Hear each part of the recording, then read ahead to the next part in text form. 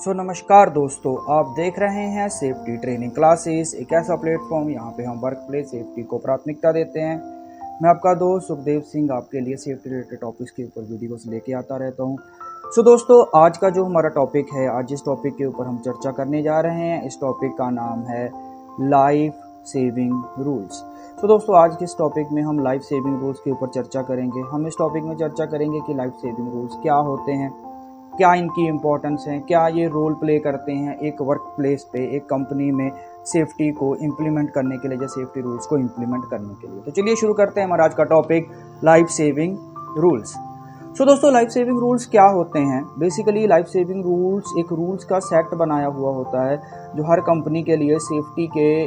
Rules को या safety की कंडीशंस को फॉलो करने के लिए अप्लाई किया जाता है। बेसिकली एक इंडस्ट्री में ये देखा जाता है कि उस पर्टिकुलर इंडस्ट्री में, उस कंपनी में कौन से हादसे हैं या कौन सी ऐसी एक्टिविटी हैं जो क्रिटिकल हैं या जो हाई रिस्क एक्टिविटी हैं, जिनके अंदर बहुत ज़्यादा हादसे हो रहे हैं, या जिन एक्टिविटीज़ में इंसान की जो मौत है वो सबसे ज़्यादा हो रही है। दोस्तों, फिर उन एक्टिविटीज़ के मद्देनज़र रखते हुए कि कुछ रूल्स बनाए जाते हैं कि जब भी वो पर्टिकुलर एक्टिविटी उस ऑर्गेनाइजेशन में होगी, उस काम के ऊपर वो पर्टिकुलर एक्टिविटी होगी, उस दौरान कुछ कंडीशंस, कुछ रूल हर वर्कर को, चाहे वो डेली बेस वर्कर है, चाहे वो कोई छोटे लेवल का वर्कर है, हेल्पर लेवल का वर्कर है, चाहे वो मैनेजर लेवल पे है, हर वर्कर को, हर इंसान को वो रूल्स फॉलो करने ही पड़ेंगे। फॉर एग्जांपल दोस्तों, मान लीजिए किसी कंपनी में इलेक्ट्रिसिटी का काम हो रहा है, वर्क एट हाइट का काम हो रहा है, जहाँ कन्फाइंड स्पेस का काम हो रहा है, तो वहाँ पे जो क्रिटिकल एक्टिविटी देखा जाएगा कि सबसे ज़्यादा हादसे कौन सी पर्टिकुलर एक्टिविटी में हो रहे हैं। जैसे इलेक्ट्रिकल सेफ्टी में इलेक्ट्रिकल वर्क के दौरान हो रहे हैं सबसे ज़्यादा हादसे, वर्क एट हाइट के दौरान हो रहे हैं, व्हीकल मूवमेंट के दौरान हो रहे हैं, लाइन ऑफ फायर के दौरान हो रहे हैं, कन्फाइंड स्पेस के दौरान हो रहे हैं, एक्सकवेशन के दौरान हो रहे हैं। तो उन सब का एक रिकॉर्ड बनाया जाता है साल दर साल के, पिछले साल में, उससे पिछले साल में कौन सी पर्टिकुलर एक्टिविटी में सबसे ज़्यादा हादसे हमारी ऑर्गेनाइजेशन में हुए। उन हादसों को मद्देनज़र रखते हुए या उन हादसों के रिकॉर्ड से जो हमारे पास, जैसे हमने एक पिछली वीडियोस में पढ़ा था, एक्सीडेंट रिपोर्टिंग, इंसिडेंट रिपोर्टिंग, उन सब के जो रिकॉर्ड बनाए जाते हैं, उन सब का जो सीवियरिटी निकाला जाता है कि कितनी सीवियरिटी पे एक्सीडेंट हो रहे हैं, कितनी फ्रिक्वेंटली वो एक्सीडेंट हो रहे हैं, एक रिकॉर्ड बनाया जाता है कि सबसे ज़्यादा जो एक्सीडेंट है वो किस एक्टिविटी में हो रहे हैं, एक नंबर पे कौन सी है, 2, 3, 4, 5, 6 एंड सो ऑन। तो देखा जाता है कि उनमें से सबसे ज़्यादा क्रिटिकल एक्टिविटी कौन सी है। तो वो जो भी टॉप 10 और या टॉप 11 एक्टिविटीज़ आ जाती हैं, उनको क्रिटिकल एक्टिविटीज़ में काउंट कर दिया जाता है और उन पर्टिकुलर एक्टिविटीज़ के लिए कुछ रूल्स बना दिए जाते हैं जिनको उन्हें फॉलो करना ही होता है। दीज आर नॉन नेगोशिएटेबल, ये नॉन नेगोशिएटेबल है, इनके साथ किसी भी तरह का कोई कंप्रोमाइज़ नहीं किया जा सकता सेफ्टी पॉइंट ऑफ व्यू से। हम जब भी इस टेबल का काम होगा, इन रूल्स को फॉलो करना ही होगा। अब ये रूल कब फॉलो होंगे? ये रूल तभी फॉलो हो पाएंगे जब इन रूल्स को अप्लाई करने वाली जो अथॉरिटी होगी वो हमारी मैनेजमेंट की या हमारी ऑर्गेनाइजेशन की सबसे टॉप मोस्ट अथॉरिटी होगी। दोस्तों, सबसे टॉप मोस्ट अथॉरिटी जो भी होती है, हमारे CEO हो गए, उनके साइन होते हैं, वो लोग अप्रूव करते हैं इन रूल्स को। देन ये अप्रूव्ड रूल्स जो हैं वो अप्लाई किए जाते हैं। अप्लाई होने के बाद इन रूल्स को हम कहते हैं लाइफ सेविंग रूल, यानी कि जब भी उस पर्टिकुलर एक्टिविटी के रिलेटेड काम होगा, चाहे वो इलेक्ट्रिसिटी है, चाहे वो वर्क एट हाइट है, तो आपको कुछ term and condition her bar follow करनी ही पड़ेंगी। उसके लिए किसी भी तरह का कोई नेगोशिएशन नहीं हो सकती या उसके लिए किसी तरह का कोई बहाना या कोई भी एक्सक्यूज़ नहीं चल सकता। तो ये होते हैं लाइफ सेविंग रूल्स। अब basically in life saving rules का ऑब्जेक्टिव दोस्तों क्या होता है? इनका ऑब्जेक्टिव होता है हमारी ऑर्गेनाइजेशन में या हमारी कंपनी में होने वाले हादसों को कम किया जाए या रोका जा सके। अनसेफ एक्ट और अनसेफ कंडीशन की वजह से जो भी हादसे हो रहे हैं, तो ये रूल्स क्या कहते हैं कि आपने जो रूल्स बना दिए, तो उसमें अनसेफ एक्ट और कंडीशन दोनों चीज़ें ऐड ऑन होंगी कि अनसेफ एक्ट और कंडीशन को जब हम कंट्रोल कर लेंगे तो उस ऑर्गेनाइजेशन में होने वाले हादसों को भी हम क्या कर सकते हैं, कम कर सकते हैं। और हर वर्कर के लिए एक क्लियर कॉन्सेप्ट हो जाता है कि आपको ये रूल्स को फॉलो करना ही करना है, इसके अलावा कोई चारा नहीं है। अब ये जब रूल्स फॉलो किए जाते हैं तो उससे क्या होता है कि लोग सेफ्टी में काम करते हैं, और जब वर्कर्स, जब मैनेजमेंट सेफ्टी एस्पेक्ट्स को फॉलो करते हुए काम करती है तो वहाँ पे उस ऑर्गेनाइजेशन में एक पॉजिटिव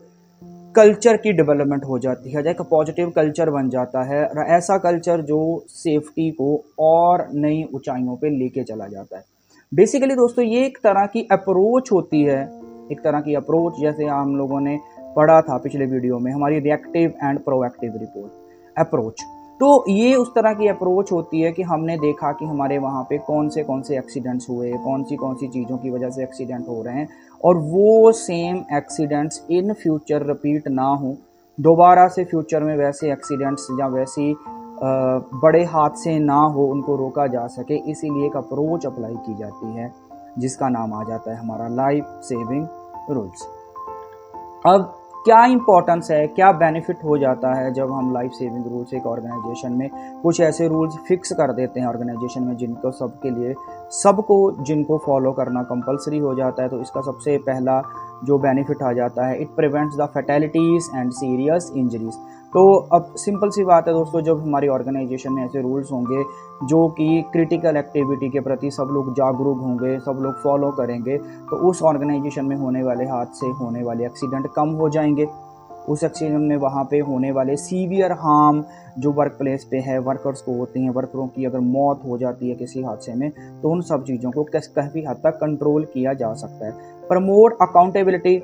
अब जो भी वर्कर, हर वर्कर ये समझ लेगा कि अगर मैं कोई भी गलत काम करता हूँ या कोई भी ऐसा काम करता हूँ जो इन लाइफ सेविंग रूल्स को जिसमें फॉलो नहीं किया गया है, या कोई भी ऐसा काम जो अनसेफ था, उस समय जो पूरी अकाउंटेबिलिटी है या पूरी जिम्मेदारी है वो मुझे ही झेलनी पड़ेगी। अगर किसी तरह का कोई एक्शन लिया जाता है, लीगल एक्शन है, जब टर्मिनेशन किया जाता है, तो उसका पूरा खमियाजा उस पर्टिकुलर वर्कर को या उसकी टीम को भुगतना पड़ता है। तो नेक्स्ट आ जाता है हमारा improve the operational discipline. Operational discipline में जब हमारे यहाँ पे रूल्स अप्लाई होते हैं तो लोग डिसिप्लिन के साथ काम करते हैं कॉन्ट्रैक्टर्स के लिए। और ये जो रूल्स होते हैं, जो सिर्फ कंपनी मैनेजमेंट के लिए नहीं, हर कॉन्ट्रैक्टर, हर वर्कर, चाहे वो internal part of the organisation है, चाहे वो बाहर से कोई कॉन्ट्रैक्टर वहाँ पे काम करने के लिए आया है, चाहे वो रूटीन वर्क है, चाहे वो किसी पर्टिकुलर थोड़े टाइम के लिए काम करने हैं, हर एक को वो रूल्स जो हैं वो प्रॉपर करने ही पड़ते हैं, फॉलो करने ही पड़ते हैं, जिससे क्या है हमारी ऑर्गेनाइजेशन में एक डिसिप्लिन्ड कल्चर बन जाता है जो सेफ्टी के प्रति प्रॉपर डिसिप्लिन को बताता है।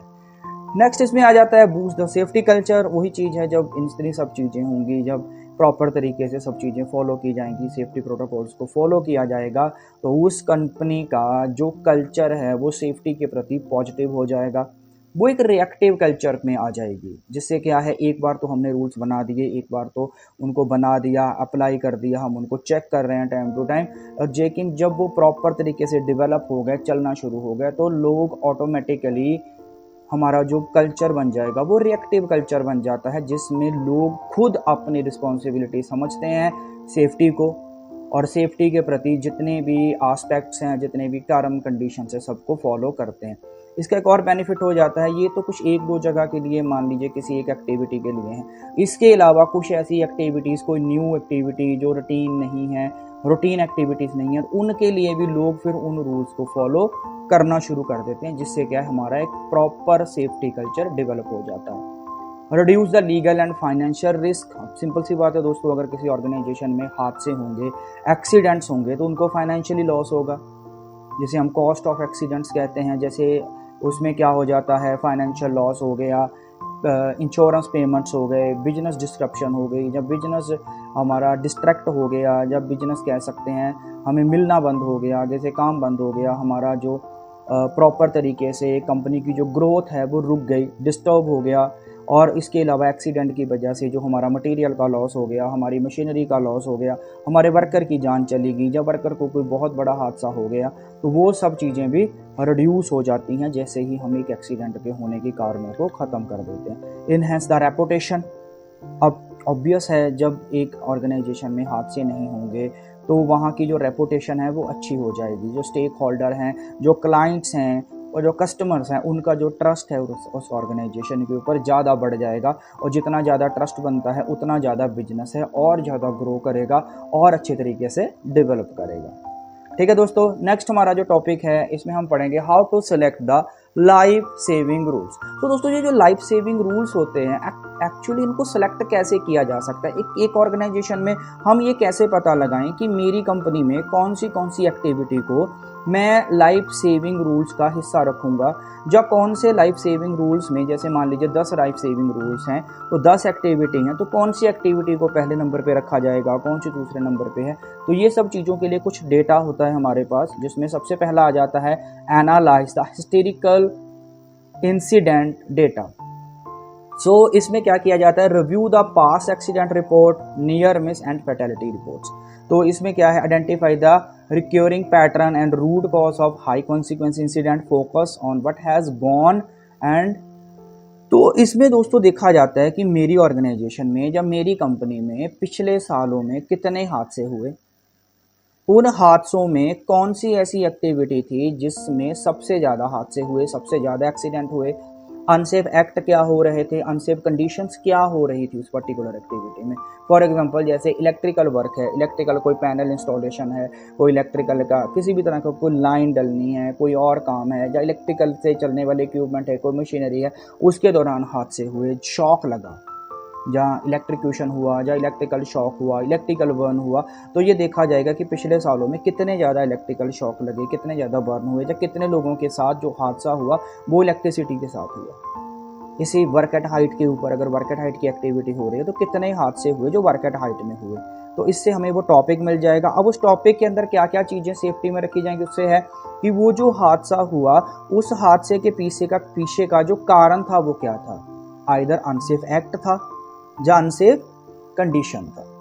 कि जहाँ तो वो एक्ट की वजह से हुआ कि वहाँ पे, अब मान लीजिए जैसे हमने एक लाइफ सेविंग क्रिटिकल रूल रखा इलेक्ट्रिकल सेफ्टी, कि आपको electrical safety is a critical term, तो लाइफ सेविंग रूल में टॉपिक आ गया इलेक्ट्रिसिटी। अब उसमें देखा जाएगा इलेक्ट्रिसिटी में एक्सीडेंट जो हुआ उस एक्सीडेंट के होने का कारण क्या था, राइट, कि एक्सीडेंट अगर इलेक्ट्रिसिटी से हुआ तो उसके पीछे का कारण क्या था, अनसेफ एक्ट, कि ऐसे काम हो रहे थे जो अनसेफ थे, जो सेफ नहीं थे, जहाँ अनसेफ कंडीशंस,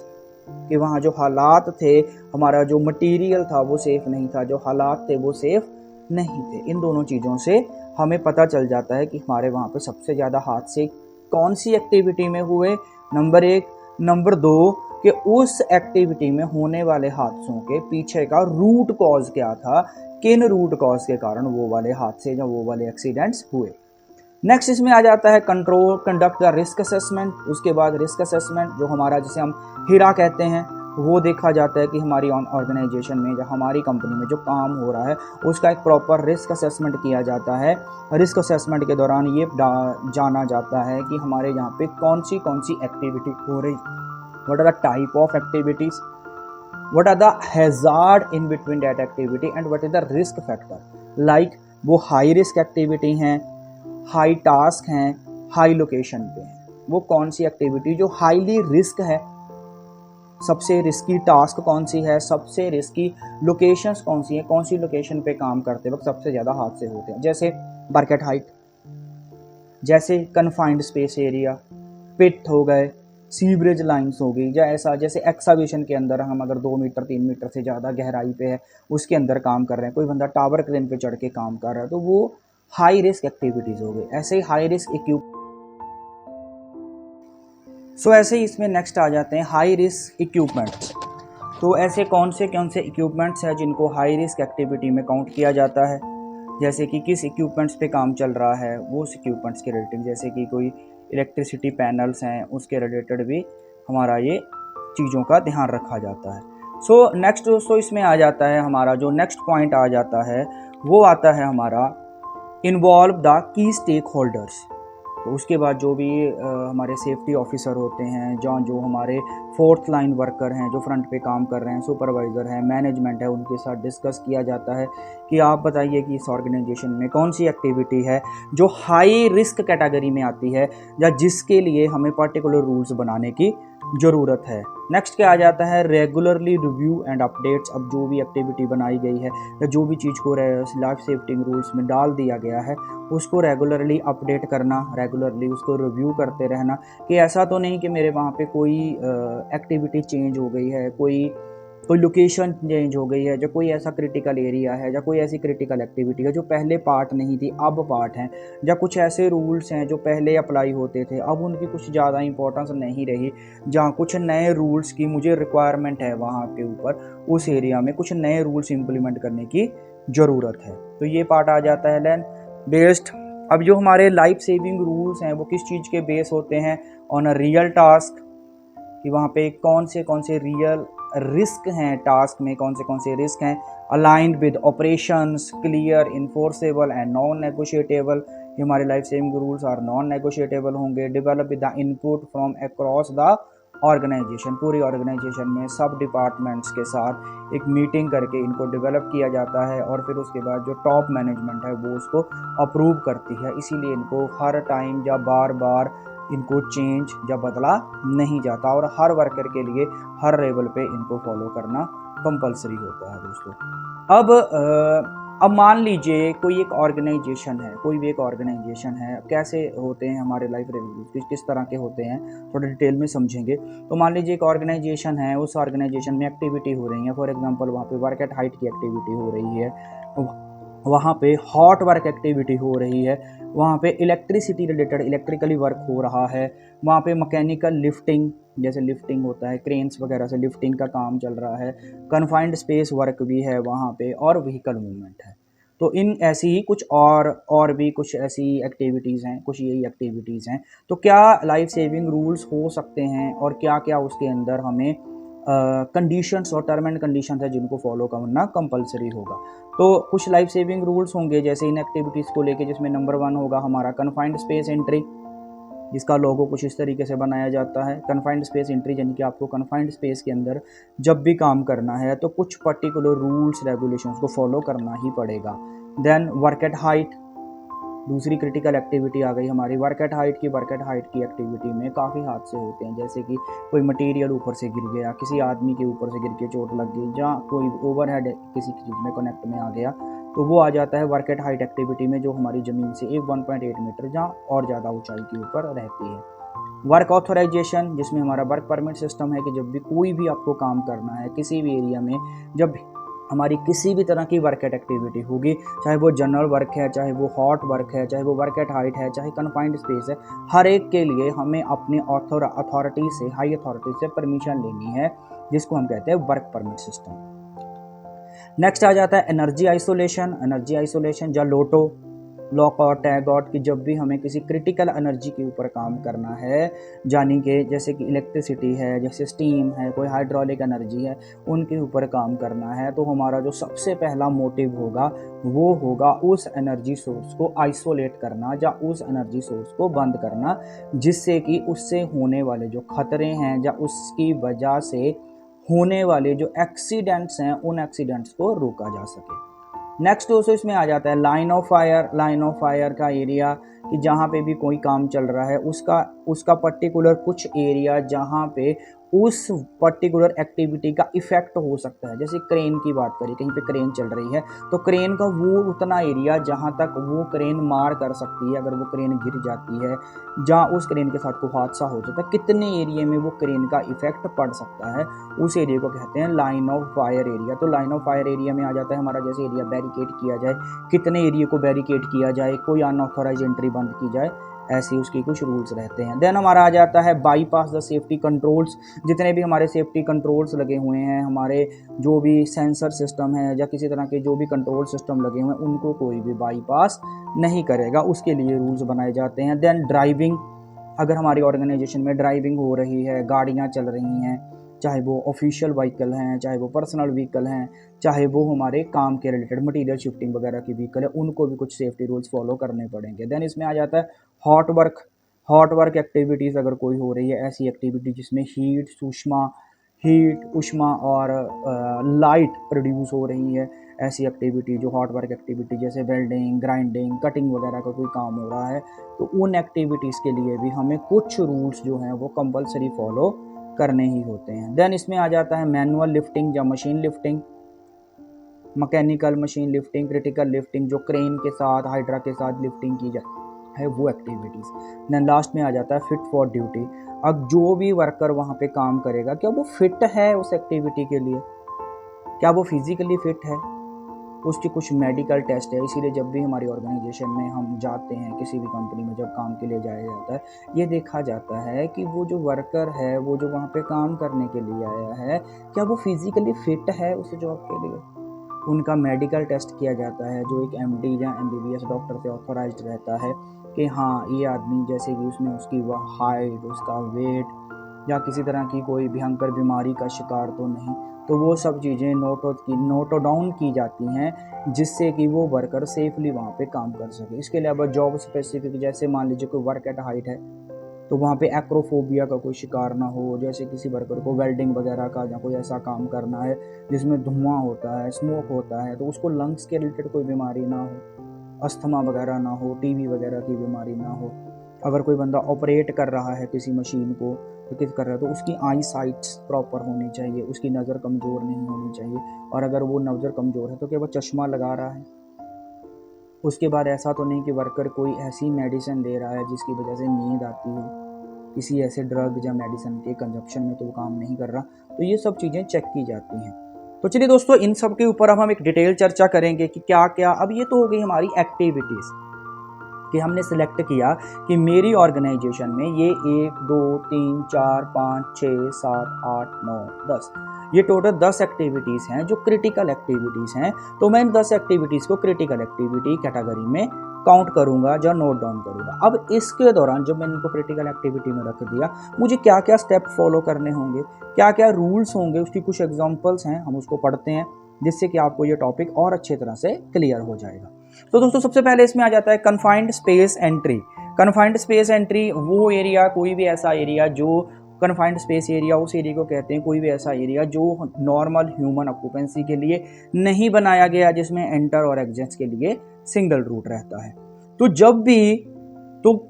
और ये जो एरिया रहता है यहाँ पे बहुत सारे हैजार्ड रहते हैं, जैसे कि टॉक्सिक गैसेस का होना, फ्लेमेबल गैसेस का होना, या किसी का अंदर ट्रैप हो जाना, फंस जाना। जैसे आप लोगों ने देखा ही सुना ही होगा दोस्तों कि जैसे कोल माइंस वगैरह होती हैं। अब कोल्स माइंस में आपने देखा है कई बार वर्कर फंस जाते हैं, कई बार लोग फंस जाते हैं, उनकी मौत हो जाती है। अचानक से अंदर किसी चीज़ का ब्लास्ट हो गया, अचानक से अंदर आग लग गई, या अचानक से अंदर कोई गैस निकले। जैसे पुराने ज़माने में आप लोगों ने सुना होगा शायद, जैसे कुएँ होते थे, वेल जिन्हें कहते हैं वेल्स, तो उसके अंदर कहते थे जहरीली गैस बन जाती है। अब वो नीचे से किसी तरह से, किसी भी कारण से कोई जहरीली गैस आई, अगर कोई बंदा नीचे उतरेगा साफ सफाई के लिए गया तो वहीं अटक गया, वहीं फंस गया, जिसमें कि मौत होने के चांसेस बहुत ज़्यादा बढ़ जाते थे। तो ऐसे एरियाज़ को कन्फाइंड स्पेस, जैसे पिट हो गया, सीवरेज वगैरह हो गया, जहाँ कंपनियों में होते हैं, बॉयलर हो गए कंपनियों में, और भी कुछ कन्फाइंड स्पेस एरियाज़ रहते हैं जैसे ड्रम टैंकियाँ वगैरह हो गई। तो वहाँ पे जब भी काम होगा तो उस काम के लिए क्या क्या रूल्स हर वर्कर को, चाहे वो टॉप मैनेजमेंट का है, चाहे वो लेबर क्लास का है, चाहे वो स्किल्ड वर्कर है, चाहे अनस्किल्ड वर्कर है, चाहे सेमी स्किल्ड वर्कर है, हर वर्कर को कुछ पर्टिकुलर रूल्स फॉलो करने ही करने होंगे, जिसमें आ जाता है a valid confined space entry permit. सबसे पहला आ जाता है कि कन्फाइंड स्पेस एंट्री का परमिट जो है वो उस वर्कर के पास या उन लोगों के पास होना चाहिए जो वहाँ पे उस कन्फाइंड स्पेस एरिया में या उस एरिया में काम करने के लिए जा रहे हैं। वहाँ के लिए permit is one of the most important part, कि वहाँ का परमिट होना ही चाहिए। दूसरा इम्पॉर्टेंट पार्ट आ जाता है एटमॉस्फेरिक टेस्टिंग,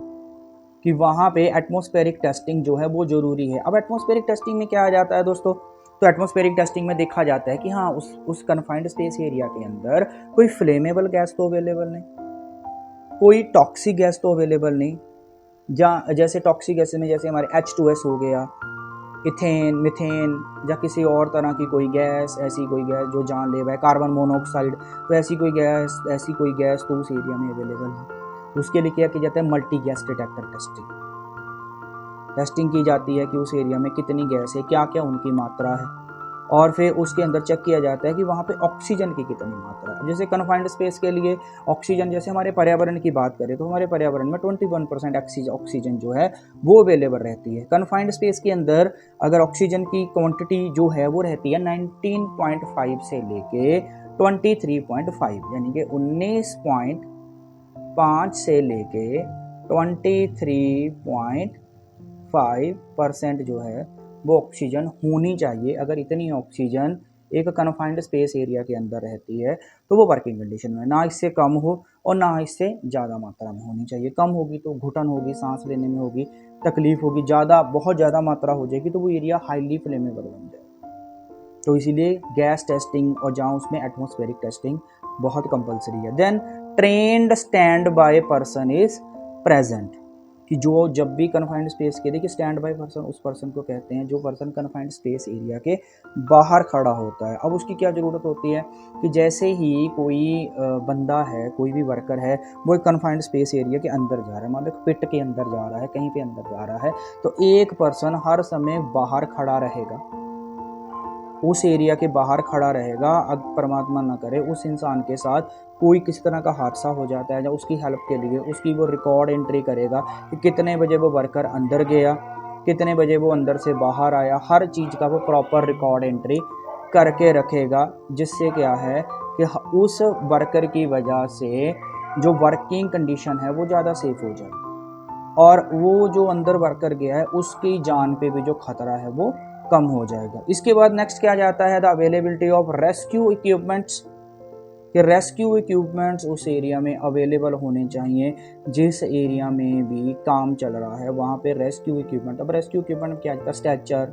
रस्सियाँ, जो हमारा ट्राईपॉड सिस्टम, ऐसे रेस्क्यू इक्विपमेंट्स वहाँ पे अवेलेबल होने चाहिए, रखने ज़रूरी हैं, जो वहाँ पे अगर भगवान ना करे किसी के साथ कोई भी प्रॉब्लम आ गई, या जो वर्कर अंदर गया हुआ है उसके साथ कोई हादसा हो गया, कोई प्रॉब्लम आ गई, तो उसको समय रहते वहाँ से बाहर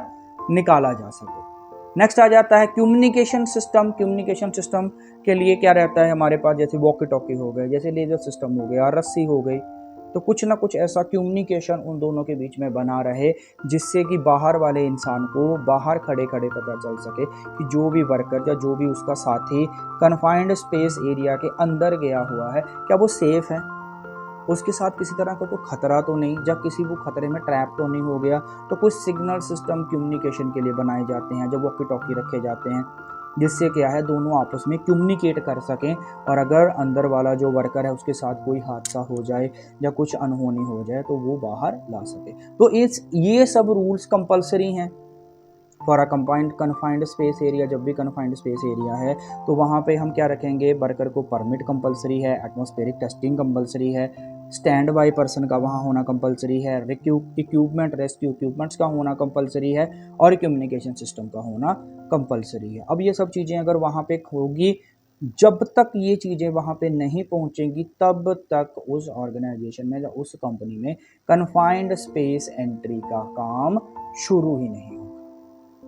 अब इसका यही बेनिफिट हो जाता है कि हमने होने वाले हादसे के कारण को उसके होने से पहले ही खत्म कर दिया। जहाँ अगर भगवान ना करे कोई कारण अगर इंसिडेंट अंदर हो ही जाता है या किसी भी तरह की घटना अंदर घट जाती है, तो वो घटना दुर्घटना में ना तब्दील हो, उसको समय रहते भांप लिया जाए, उसको समय रहते पता चल जाए, और समय रहते उस इंसान को रेस्क्यू कर लिया जाए, उस इंसान को सेव कर लिया जाए।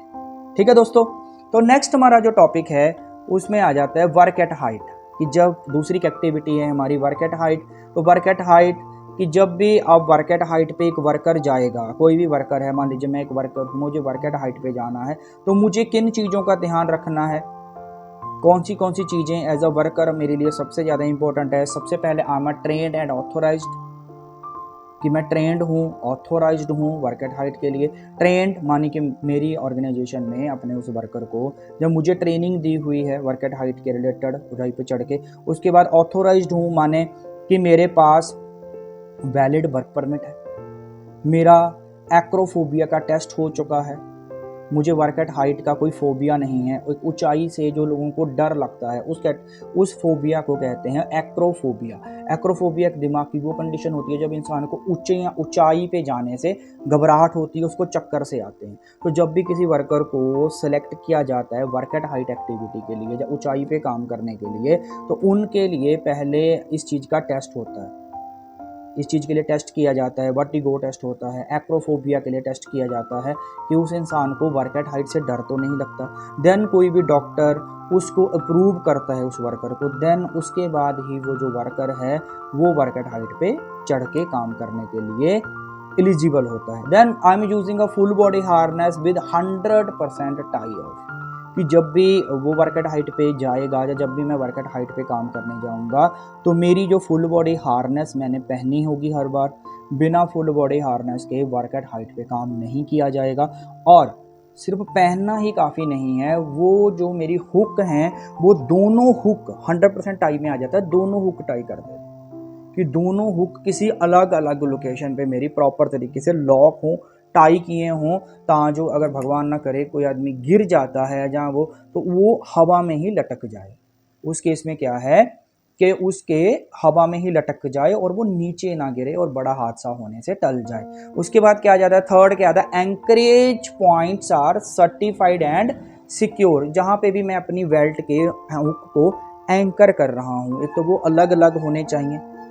सबसे पहले तो हम यही कोशिश करेंगे कि वो दोनों अलग अलग पॉइंट हों कि अगर कोई हादसा होता है तो एक ही पॉइंट पे लोड ना आए। जब मान लीजिए अगर एक पॉइंट फेल भी हो जाए तो एटलीस्ट जो दूसरा पॉइंट है वो मुझे सेव कर लेगा। अब वो जो पॉइंट्स हैं जहाँ पे मैं एंकर करूँ वो भी सिक्योर होने चाहिए, सेफ होने चाहिए। तो ऐसे होने चाहिए कि ऐसा ना हो कि वो पॉइंट्स भी साथ ही टूट जाएं और हमारा जो हादसा, जिस चीज़ को हमने अपने बचाव के लिए बनाया गया था, वो चीज़ भी हमें बचा ना सके। The area below is being barricaded, कि जितना भी एरिया है, जो नीचे का एरिया है जहाँ पे काम चल रहा है ऊंचाई पे, उसके नीचे का जो एरिया जिसको हम लाइन ऑफ फायर कहते हैं दोस्तों, तो वो जो एरिया है वो बैरिकेड होना चाहिए कि अगर वहाँ से ऊपर से काम करते वक्त कोई मटेरियल गलती से गिर ही जाता है तो एटलीस्ट वो मटेरियल किसी भी नीचे काम करने वाले वर्कर को इफेक्ट ना करे। वहाँ पे घटना तो घटे लेकिन वो घटना दुर्घटना ना हो। पहले तो हमारा मोटिव यही रहेगा कि घटना ही ना घटे। हम उस चीज़ को, उस मटेरियल को सिक्योर करेंगे, खुद को सिक्योर करेंगे, सब चीज़ों को सिक्योर करेंगे। लेकिन बाई चांस अगर घट ही गई या कुछ मटेरियल गिर ही गया तो वो मटेरियल किसी भी ह्यूमन बीइंग को या किसी और वर्कर को, किसी मशीनरी को डैमेज ना करे। इसलिए नीचे का जो एरिया है उसको प्रॉपर तरीके से बैरिकेड कर दिया जाता है। उस एरिया में जहाँ पे काम करना है उस एरिया को, अगर हमारा यहाँ बीच में काम हो रहा है इस सर्कल में, तो ये जो बाकी का एरिया है इसको बैरिकेड कर दिया जाता है ताकि इतने एरिया में कोई भी वर्कर, किसी भी वर्कर का जो आना जाना है वो बंद हो जाए, या वहाँ पे उसकी एंट्री जो है वो अलाउड ना हो। कि अगर भगवान ना करे वहाँ से मटेरियल हाइट से गिरता भी है तो एटलीस्ट उसी एरिया में गिरे और वो किसी को डैमेज ना कर सके। और जब भी हमें फॉल हाइट पे जाते हैं, वर्क एट हाइट पे जाने से पहले जो भी मेरे इक्विपमेंट्स हैं, चाहे वो फॉल अरेस्टर है, चाहे वो मेरी फुल बॉडी हार्नेस है, कोई बेल्ट है, या जो भी इक्विपमेंट, जो भी पीपीस मैं पहन के जा रहा हूँ, चेक के जा रहा हूँ, वो प्रॉपर इंस्पेक्टेड हूँ। जो भी मेरी फुल बॉडी हार्नेस है वो कहीं से डैमेज, कटी फटी ना हो, इंस्पेक्टेड हो, अप्रूव्ड हो, ओके हो, टेस्टेड हो। तो ये सब चीज़ें वर्क एट हाइट के लिए कंपलसरी हैं। जैसे कि वर्कर ट्रेंड होना चाहिए, उसका टेस्ट होना चाहिए, उसके बाद ऑथोराइज्ड होनी चाहिए, अथॉरिटी होनी चाहिए, परमिट होना चाहिए, फुल बॉडी हार्नेस होनी चाहिए, प्रॉपर तरीके से टाई अप की होनी चाहिए, टाई अप के पॉइंट सिक्योर होने चाहिए, एरिया बैरिकेड होना चाहिए और टूल्स इंस्पेक्शन होने चाहिए। जब तक ये सब चीज़ें नहीं होंगी, एक सेफ्टी वाला इन सब चीज़ों को वेरीफाई नहीं करेगा, या एज अ वर्कर मैं जब तक इन चीज़ों को वेरीफाई नहीं करूँगा तब तक वर्क एट हाइट एक्टिविटी शुरू नहीं होगी, जब वर्क एट हाइट रिलेटेड जो काम है वो शुरू नहीं किया जाएगा। ठीक है दोस्तों, नेक्स्ट इसमें आ जाता है वर्क ऑथोराइजेशन। वर्क ऑथोराइजेशन में वही चीज़ है कि जब भी मैं काम करने जा रहा हूँ तो क्या मेरे पास अथॉरिटी है काम की। अथॉरिटी में क्या मुझे पता है कि कौन सी एक्टिविटी होने वाली है, क्या मुझे पता है कि उस एक्टिविटी में कौन से हैज़ार्ड इन्वॉल्व हैं, क्या मुझे पता है उन हैज़ार्ड से होने वाला रिस्क कौन सी कैटेगरी का है, वो हाई रिस्क एक्टिविटी,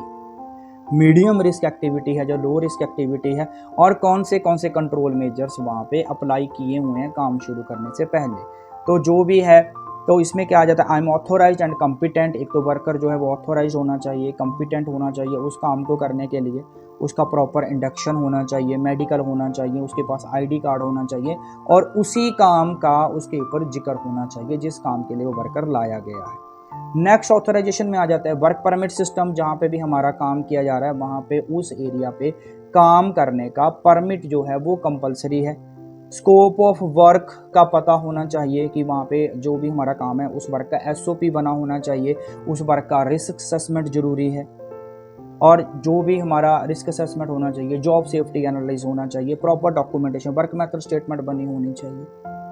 तब ही वो वर्क ऑथोराइज्ड हो जाता है। और जो भी हमारे जितने भी डॉक्यूमेंट बने हुए हैं, चाहे वो टीवीटी का डॉक्यूमेंट है, टूल बॉक्स टॉक में उस वर्कर के साइन होने चाहिए, उसने अटेंड की हो, चाहे वो हमारा परमिट सिस्टम है तो वो हमारा, उसके बाद हमारा हीरा हो गया, एसओपी हो गया, वो टॉप मैनेजमेंट से साइंड होने चाहिए, अप्रूव होने चाहिए, तभी वहाँ पे काम की अथॉरिटीज़ मिलेगी, तभी वहाँ पे हम काम कर सकते हैं।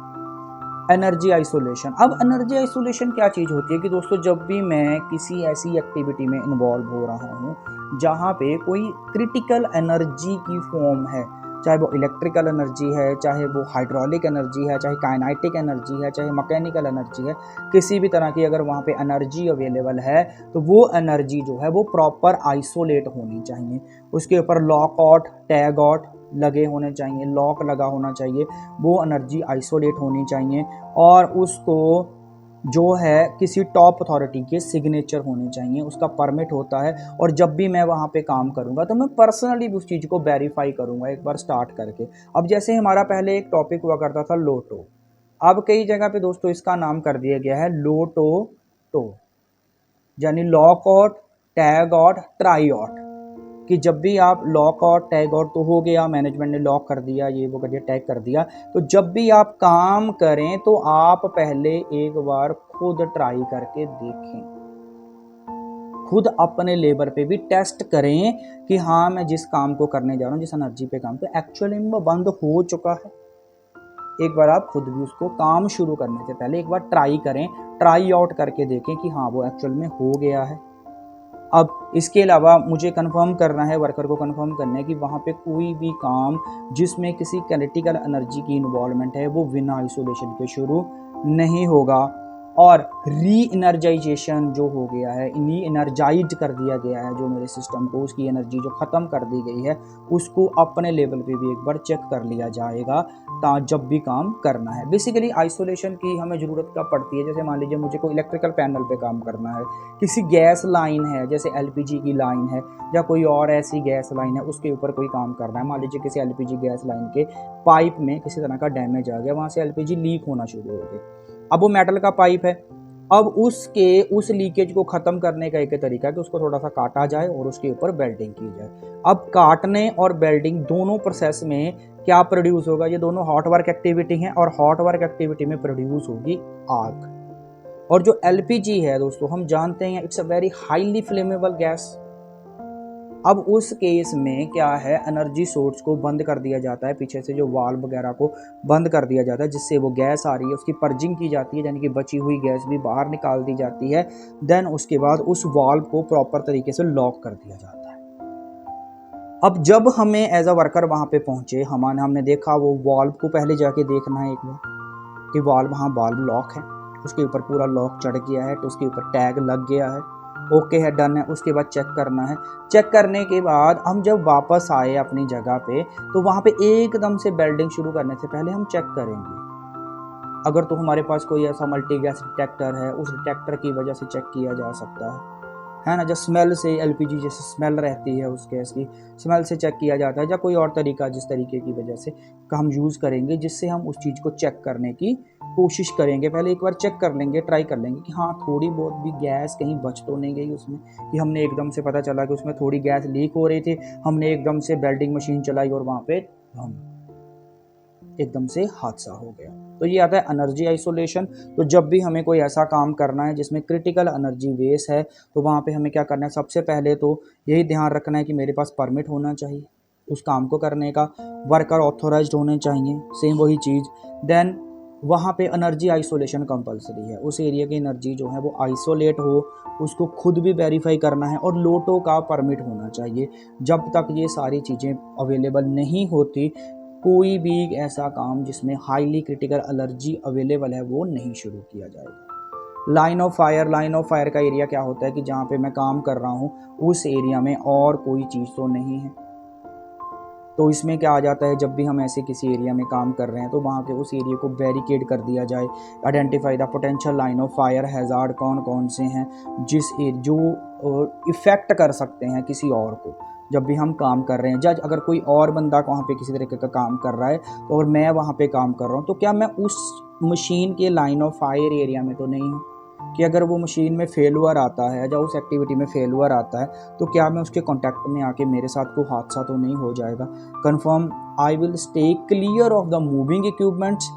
कि जो भी मूविंग इक्विपमेंट है उस वो जितनी दूर तक मार कर सकता है मैं उससे सस्पेंडेड लोड्स, कि जहाँ पे कोई लोड मान लीजिए इस टाइप ऑफ सस्पेंडेड लोड कि एक लोड जो है वो क्रेन के साथ लटका हुआ है, तो कहीं मैं इस एरिया में तो नहीं घूम रहा, जहाँ इस एरिया में तो नहीं घूम रहा, इतने एरिया में तो नहीं घूम रहा। अगर मैं इतने एरिया में घूम रहा हूँ तो इसका मतलब मैं उसके लाइन ऑफ फायर के एरिया में हूँ, उस सस्पेंडेड लोड के नीचे हूँ। अगर भगवान ना करे वो लोड गिरता है तो वो लोड डैमेज करेगा उस वर्कर को, जब मुझे वो लोड डैमेज कर सकता है। ऐसा है, I will not in the position myself where I can struck caught or crushed, कि मैं किसी ऐसी लोकेशन पे तो नहीं काम कर रहा जहाँ पे मैं किसी मशीन के साथ स्टक हो सकता हूँ, उसकी पकड़ में आ सकता हूँ, जहाँ उसमें क्रश हो सकता हूँ। तो वो चीज़ें वो एरिया देखा जाएगा। तो I am confirm that tool and material are secure to prevent falling or flying objects. तो इसमें क्या रहता है कि जितने भी मेरे टूल्स हैं, अगर मैं किसी टूल्स को लेके ऊपर चढ़ा हुआ हूँ कहीं पे, तो मैंने उसको इस तरीके से सिक्योर किया हुआ है जहाँ उस एरिया को बैरिकेड, कि जहाँ तो गिरे तो वो बैरिकेटेड एरिया के अंदर ही गिरे, और जहाँ सबसे पहले ऐसी कोशिश हो कि वो गिरे ही ना। उसके लिए क्या किया जाता है, छोटे छोटे टूल्स को हम टाई कर देते हैं, उसके साथ 2 मीटर की 1-1.5 मीटर 2 मीटर की छोटी सी रस्सी बांध के उसको अपनी बेल्ट के साथ बांध लें, जिससे क्या अगर वो टूल मेरे हाथ से स्लिप भी होगा तो वो नीचे नहीं गिरेगा और किसी और को डैमेज नहीं करेगा, कोई और उसके लाइन ऑफ फायर एरिया में नहीं आएगा। उसके बाद अगर कोई भारी टूल है तो कोशिश करेंगे हम, अगर किसी स्कैप फोल्डिंग में किसी प्लेटफॉर्म पे है तो उस प्लेटफॉर्म के साथ उसको टाई अप कर दिया जाए, या उस प्लेटफॉर्म के साथ उसको बांध दिया जाए। ठीक है दोस्तों, ये आ जाता है हमारा लाइन ऑफ फायर। और इसमें I will check continuously reassess my position during the task, कि मुझे देखते रहना है, क्योंकि जब भी हम दोस्तों एक ऑर्गेनाइजेशन में एक वर्क प्लेस पे काम कर रहे हैं तो वो सिर्फ हम अकेले ही वहाँ काम नहीं कर रहे होते, और भी बहुत सारे लोग और भी बहुत सारे काम वहाँ पे उसी समय चल रहे होते हैं। तो मुझे यही ध्यान देना है कि मैं किसी वक्त भी अपने पूरे काम के दौरान किसी और वर्क के लाइन ऑफ फायर एरिया में ना आ जाऊँ। तो वो चीज़ को एक्सेस करते रहना है थोड़ी थोड़ी देर में, जिससे क्या है कि मैं होने वाले हादसे से अपने आप को बचा सकता हूँ, और मेरी वजह से या मेरी इक्विपमेंट की वजह से भी किसी दूसरे को हादसा नहीं होगा। अब इस केस में जब दोनों लोग इस चीज़ का ध्यान रखेंगे, जो काम कर रहा है उस मटेरियल के साथ और दूसरा जो उसके लाइन ऑफ फायर एरिया में आ सकता है, जब दोनों लोग इन सब चीज़ों के बारे में अवेयर होंगे तो वहाँ होने वाले हादसे को बहुत हद तक रोका जा सकता है। इसीलिए क्या रहता है दोस्तों, जैसे कि कहीं अगर किसी एक जगह पे वर्क एट हाइट का किसी को परमिट दिया गया है, मैनेजमेंट इसमें क्या करती है कि एक एरिया अगर वहाँ पे वर्क एट हाइट का परमिट दे दिया गया है तो उस एरिया के नीचे वाले एरिया में किसी और काम का परमिट नहीं मिलेगा कभी भी किसी को। अगर एक एरिया में हॉट वर्क एक्टिविटी का परमिट दे दिया गया है तो वहाँ पे कोई भी ऐसी एक्टिविटी का परमिट नहीं मिलेगा जिसमें कोई फ्लेमेबल मटेरियल अवेलेबल हो, जैसे पेट्रोलियम रिलेटेड कोई मटेरियल हो, जहाँ कोई पेंटिंग का कोई ऐसा हैवी पेंटिंग वगैरह का काम, या ऐसे कोई मटेरियल के साथ काम हो रहा हो जो हाईली फ्लेमेबल हो। ऐसे दो काम कभी भी एक दूसरे के पास में नहीं किए जाते, उनका परमिट ही नहीं दिया जाता। इसमें मैनेजमेंट ये स्टेप लेती है। ठीक है दोस्तों, नेक्स्ट इसमें आ जाता है बाईपास द सेफ्टी कंट्रोल्स, कि जो भी मेरे सेफ्टी कंट्रोल्स लगे हुए हैं, जो भी सेफ्टी डिवाइसेस लगी हुई हैं, उनको कभी भी बाईपास नहीं करूँगा। अगर कोई भी वर्कर कोई भी बंदा काम के दौरान उनको बाईपास करता पकड़ा जाता है तो उसके खिलाफ स्ट्रिक्ट एक्शन लिया जाएगा। अब इसमें बाईपास में क्या आ जाता है, जैसे सिस्टम में क्रेन्स में करा जाए तो ओवरलोड कर देना। अब जब भी क्रेन ओवरलोड होती है तो उसमें सिग्नल आना शुरू हो जाता है, उसका जो सेंसर सिस्टम है उसको बंद कर देता है। तो लोग क्या करते हैं, उसकी वायर को निकाल देते हैं। ऑपरेटर ने जब वायर ही निकाल दी तो अब वो सेंसर देगा ही नहीं, चाहे वो ओवरलोड हो जाए चाहे कुछ भी हो जाए, अब वो सीधा गिरेगी। जब भी गिरी उसमें कोई सेंसर नहीं आएगा, वो आपको नहीं वार्निंग देगी। तो उसको कहते हैं सिस्टम को बाईपास करना या और सिस्टम को डिसेबल कर देना। जैसे ग्राइंडर मशीन होती है तो ग्राइंडर मशीन में बटन होता है, वो आप दबा के रखोगे तब तक वो चलता रहेगा, आप जैसे ही उसको छोड़ोगे वो ऑटोमेटिक पीछे को के बंद कर देगा। लोग उसको बाईपास कर देते हैं, जो और सिस्टम्स को बाईपास कर देते हैं, जिससे क्या होता है कि हादसा होने के जो चांसेस हैं वो बढ़ जाते हैं। तो ऐसा कोई भी अगर मशीनरी, कोई भी ऐसा सिस्टम, कोई भी ऐसा फॉर्मेट है, अगर आप शॉर्टकट्स ले रहे हैं तो कंपनी ने रूल्स बना दिया, अगर आप किसी भी सिस्टम को वहाँ के जो प्री डिज़ाइंड सिस्टम है उसको अगर आप बाईपास करते हैं, कोई भी कंट्रोल सिस्टम को आप बाईपास करते हैं, तो जिसकी वजह से आपको खतरा है या आपकी उस बाईपास करने की वजह से किसी और को खतरा है, तो उस वर्कर के खिलाफ बहुत स्ट्रिक्ट एक्शन लिया जाएगा, इवन कि उसको टर्मिनेट भी कर दिया जाता है। तो this is the bypass of safety control भी रहता है इसमें। ड्राइविंग द व्हीकल्स, अगर हमारा उस एरिया में कोई ड्राइव कर रहे हैं व्हीकल्स, तो वर्क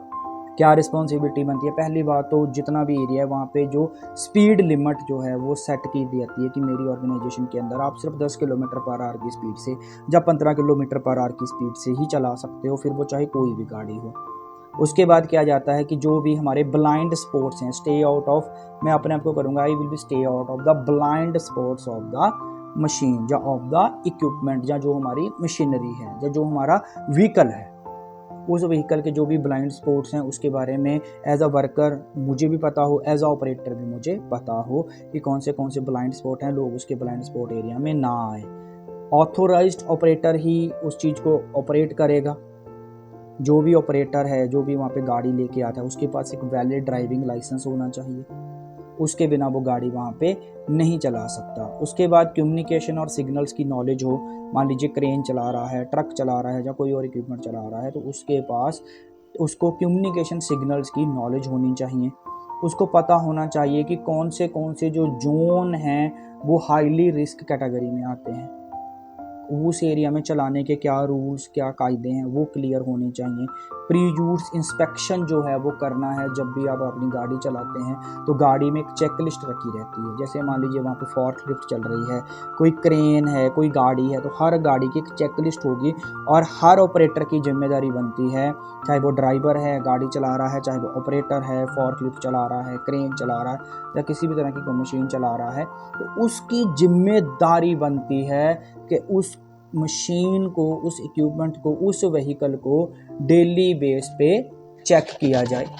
उसकी इंस्पेक्शन की जाए। और इंस्पेक्शन करने से क्या होता है कि उसके अंदर पाई जाने वाली कोई भी माइनर से माइनर प्रॉब्लम का पता लगा लिया जाए और उसको ख़त्म कर दिया जाए। क्लियर है दोस्तों। नेक्स्ट आ जाता है लिफ्टिंग ऑपरेशन। अगर कहीं पे भी लिफ्टिंग ऑपरेशन हो रहा है, जैसे कि क्रेन, कोई होस्ट है, फॉर्क लिफ्ट है या किसी भी तरह की मशीन अगर वहाँ पे लिफ्टिंग कर रही है, तो उसके लिए भी सेम कुछ रूल्स बना दिए जाते हैं कि जैसे अगर वहाँ पे लिफ्टिंग हो रही है तो लिफ्टिंग प्लान का होना कंपलसरी है,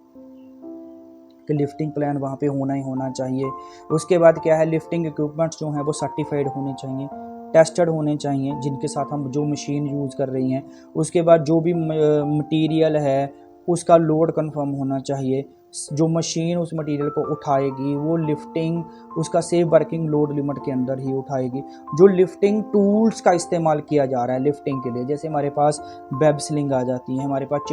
चेन स्लिंग आ जाती हैं, रोप स्लिंग आती हैं, डी शैकल्स आते हैं, क्लैंप्स आते हैं, उसके बाद और भी काफ़ी चीज़ें आती हैं जो भी हमारे लिफ्टिंग टैकल्स में आ जाती हैं, तो वो भी इंस्पेक्टेड होने चाहिए, उनका प्रॉपर थर्ड पार्टी इंस्पेक्शन होना चाहिए, वो कंपलसरी है। जो भी वर्कर चला रहा है, रिगर है तो रिगर सर्टिफाइड होना चाहिए कंपनी की तरफ से, ऑपरेटर चला रहा है तो ऑपरेटर सर्टिफाइड होना चाहिए कंपनी की तरफ से, उसका प्रॉपर इंडक्शन होना चाहिए, वो किसी नशे की हालत में नहीं चलाएगा।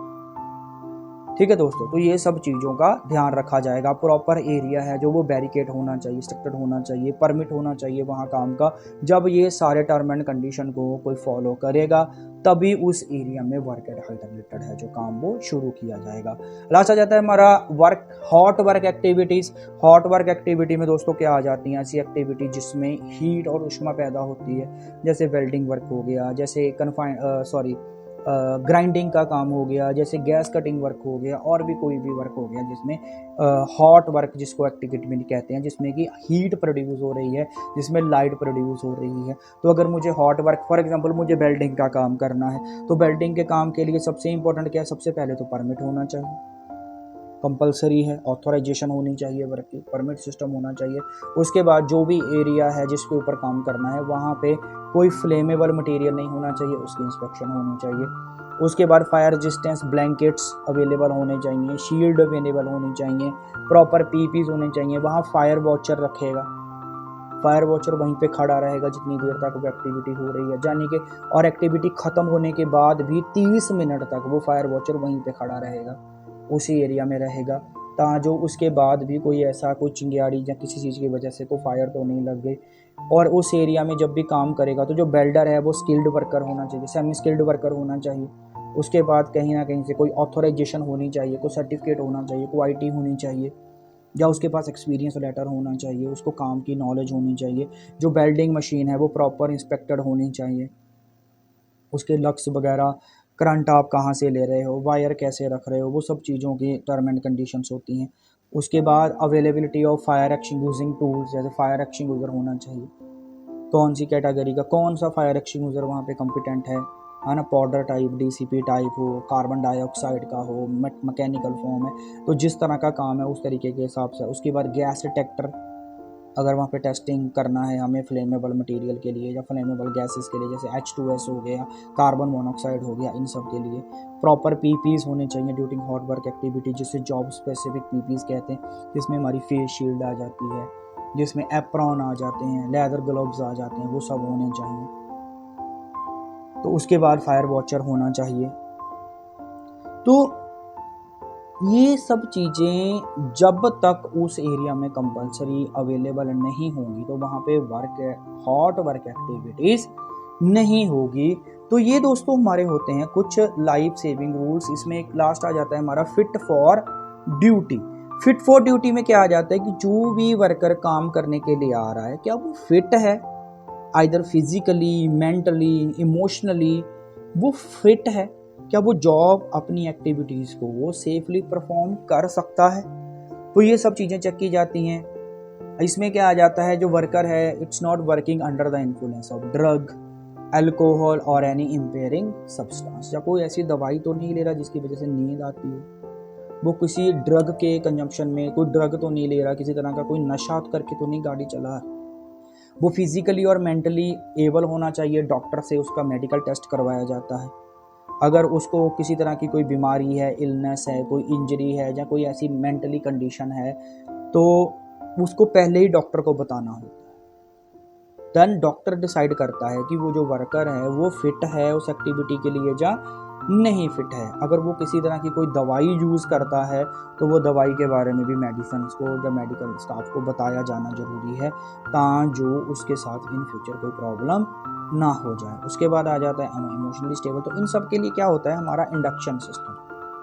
Physique to check the physical test, induction और मेडिकल सिस्टम होता है। तो जैसे ही एक वर्कर एक ऑर्गेनाइजेशन में एंट्री करता है, काम शुरू करता है, तो पहले दिन ही उसका इंडक्शन होता है, इंस्पेक्शन होती है, जिससे चेक किया जाता है कि हाँ वो वर्कर जो है वो फिजिकली फिट है उस जॉब को करने के लिए या नहीं करने, जिसमें उसका मेडिकल होता है, उसका वेट कितना है, हाइट कितनी है, ब्लड प्रेशर कितना है, आई साइट कितनी है, उसको कोई अस्थमा की बीमारी तो नहीं, या कोई और किसी तरह की बीमारी तो नहीं, हाथ पाँव उसके सलामत हैं, कि कोई बॉडी में किसी तरह की कोई डिसेबिलिटी तो नहीं, या कोई चैलेंज्ड बॉडी तो नहीं उसकी। तो वो सब चीज़ें चेक की जाती हैं। उसके बाद ही उस बंदे को जो है अथॉरिटी दी जाती है। कोई उसको मेंटली स्ट्रेस या मेंटली कोई दिमागी बीमारी तो नहीं, कोई साइकोलॉजिकल प्रॉब्लम तो नहीं, इसके अलावा कि क्या वो कोई ड्रग तो नहीं करता, किस तरह का कोई नशा तो नहीं करता, कोई ऐसी दवाई तो नहीं उसकी चल रही जो उसके स्ट्रेस के लिए या दिमाग को नींद लाती है। तो ये सब चीज़ें चेक की जाती हैं काम से पहले। सो दोस्तों ये था हमारा लाइफ सेविंग रूल्स का टॉपिक, जिसमें हमने चर्चा किया लाइफ सेविंग रूल्स को कि वो लाइफ सेविंग रूल्स कैसे होते हैं, क्या होते हैं, कैसे उनको सेलेक्ट किया जाता है। फिर हमने एग्जांपल से समझा कि अगर एक कंपनी में ये एक्टिविटी हो रही हैं तो वहाँ पे ये सारे लाइफ सेविंग रूल्स जो हैं वो फॉलो किए जाएंगे। दोस्तों आई होप आपको ये वीडियो अच्छा लगा होगा। आप सबका बहुत बहुत धन्यवाद। हमारी पहली वीडियोस को भी आपने पसंद किया, देखा, और हमने पहले भी काफ़ी सेफ्टी टॉपिक के ऊपर वीडियो बनाई हैं दोस्तों। इसके बाद भी हम और सेफ्टी टॉपिक्स के ऊपर वीडियो आपके लिए इन फ्यूचर लेते आएंगे। आप सबका बहुत बहुत धन्यवाद आप सबके प्यार के लिए, और जल्दी हम एक नए टॉपिक के ऊपर सेफ्टी की वीडियो लाएंगे। हम धीरे धीरे इस चीज़ को और ज़्यादा इम्प्रूव करने की कोशिश कर रहे हैं दोस्तों, लेकिन आपके सपोर्ट की बहुत ज़रूरत है। तो आप सबसे यही विनती है कि आप हमारे चैनल को ज़रूर सब्सक्राइब करें, हमारी वीडियोस को देखें और हमें सुजेशन दें कि हम इस चीज़ को और ज़्यादा कैसे अच्छा और ज़्यादा अच्छा कैसे बना सकते हैं। तो इसी के साथ ही हमारा